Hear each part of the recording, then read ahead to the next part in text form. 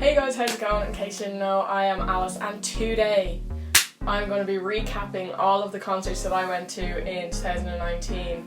To be honest, I feel like before this year I didn't really go to that many concerts. I've been to a few festivals like Longitude, and of course I went and saw JLS every chance I could get. But it wasn't like a thing that I was doing regularly, but now, honey, the amount of people I saw in 2019 was just insane, and it was actually just one of my favourite things to do. Like, you can get tickets for, I don't know, 15 to 30 euro and have a really good night in comparison to going out and spending like 70 euro or something. Like, when you actually think about it, it's not that hard to go to that many concerts when you compare to the amount of money that you might spend on a night out anyway. I think that this video might be a long one because I have clips from most of the concerts and stuff, so I may have to do it in two parts. I'm not sure yet. Of course I have to wear the Claro merch to stay on theme with the video, but I think I'm just gonna go straight into it. I think there's about 15 to 20 different acts that I saw this year, so let's just get the ball rolling. My first concert of the year was Hobo Johnson on the 28th of January in Vicar Street. Now, I didn't get any videos of this because I wasn't planning on doing this video until kind of later on in the year, when I was like, oh, I actually have clips from like all of the concerts I went to, like I might as well just do this video. The concert in general, he was really sick. He could barely sing. He was just so under the weather. You could just tell that it was like paining him to be up there, because he is someone who I actually was really looking forward to seeing live. I thought he was going to be unreal, but just unfortunately he was sick, so obviously it wasn't the best show ever. Vicar Street though, really liked it. I've heard people talk shit about Vicar Street, but I was a big fan. I thought it looked really, really cool. Yeah, I'm not going to talk too much more about that because, to be honest, it wasn't that memorable other than the fact that he was sick, but I would see him again to get the full experience live. Next up was a month later, the 28th of February, when I flew to Glasgow to see Billie Eilish. I have a full separate video on this, so I'm just going to put the card to the video on either side. I don't know which one it is. Billie Eilish was someone who I really wanted to see, obviously because I flew to Glasgow to see her, but then I also saw her again at Electric Picnic, so I'll probably talk more about her then. But I did prefer Electric Picnic than her show in Glasgow. However, I was quite intoxicated at the Glasgow show, which I wish I hadn't been, and that was something that I learned from going to concerts throughout the year. Was the more sober I was, the more I enjoyed it, because you can actually experience it properly. It was good. I would see her again 100% without a doubt, but once again she left Dublin off her next tour, which is great. And that Billie Eilish show was on in the SWG3 arena in Glasgow. I think that's how you say it, yeah, SWG3. Next up, this was a big one, LANY on the 7th of March in the Olympia. Every day I let go just a little bit more. I'm sorry, should I out of my mind. So if I take somebody else at night to make you feel like you will never leave.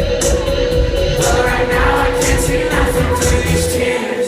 Maybe you would try it, cover it up, to forget about love. And you go backwards, please don't call me after.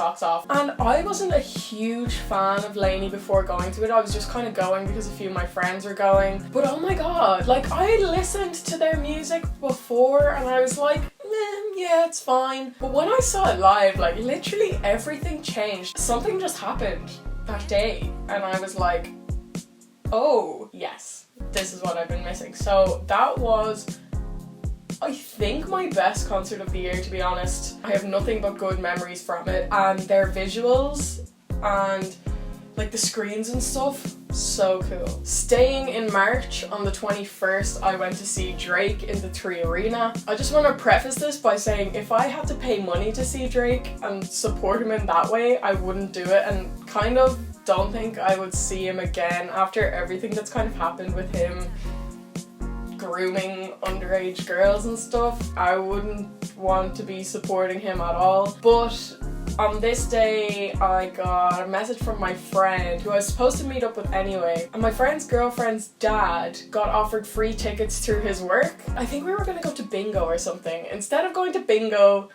we decided we would go to Drake.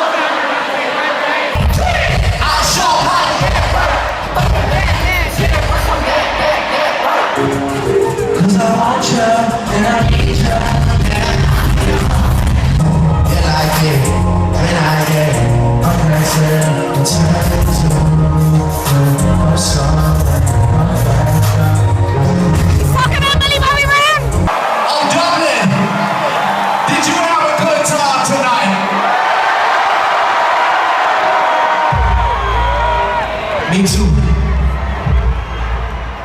Me too.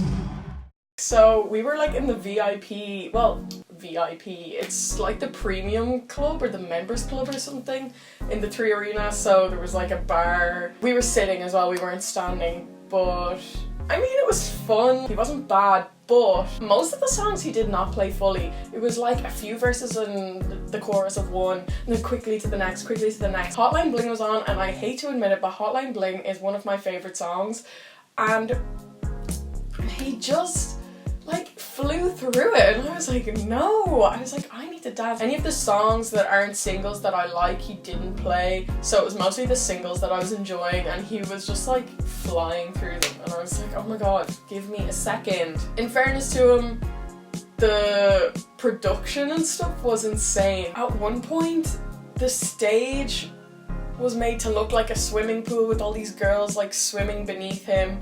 There was the telephone, what year am I living in? The iPhone scrolling up and down, and at an interval he had like someone come on stage and they have to play basketball to win money. It was crazy, like it was what you would expect from Drake. Moving on to April is when I saw Easy Life on the 7th, I believe, and that was on in Workman's, the only concert I think I've ever been to in Workman's.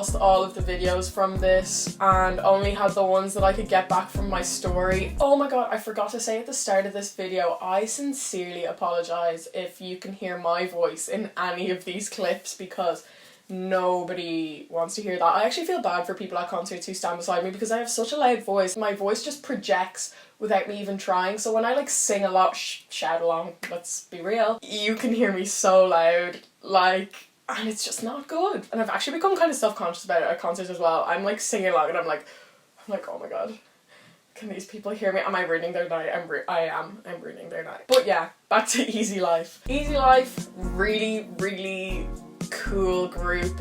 I'd say probably not that popular here. I don't know if it's sold out or not, but it was like a small venue, the stage was small. I would definitely see them again. They did come to the Academy, but either I left it too late to get a ticket. Yeah, it was sold out. I left it too late to get a ticket. Now I took a break in May, but on the 1st of June I went to Forbidden Fruit. Every time the weekend comes, I know that it won't be long.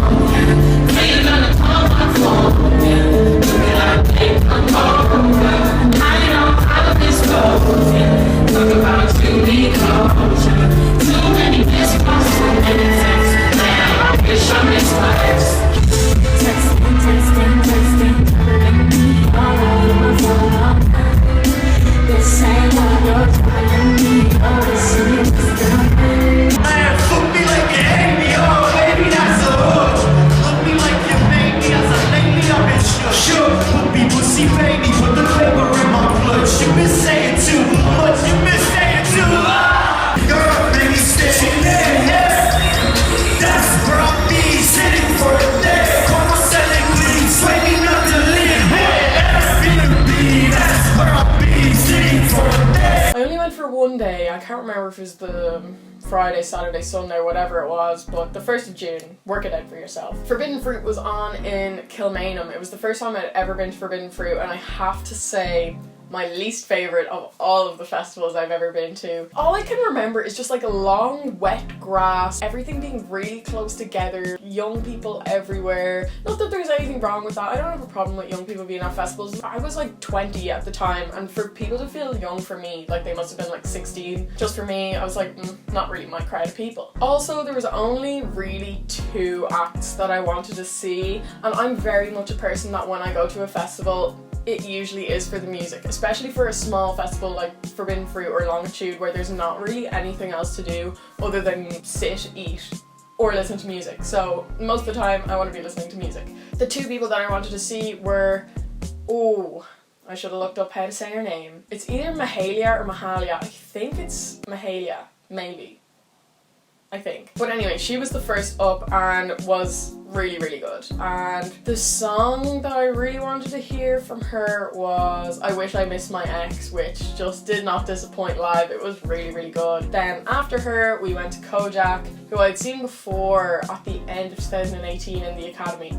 And to be honest, I wouldn't really listen to Kojak that much. He's an Irish rapper and he's like really good live, and it's just like a good show. Put on a really good show, and Luca Palm came out as well, another person who I wouldn't really listen to, but good show all the same. Staying with June, on the 24th I went to see King Princess in the Academy. Once again, I have a separate vlog on this and you can go and watch that if you haven't seen it already, but because this video has a lot of people to go through, I'm gonna move on. Actually, one more thing that I will say about King Princess is she's supporting Harry Styles in April, and I want to get a ticket to that, so if anyone has a standing ticket, hit me up.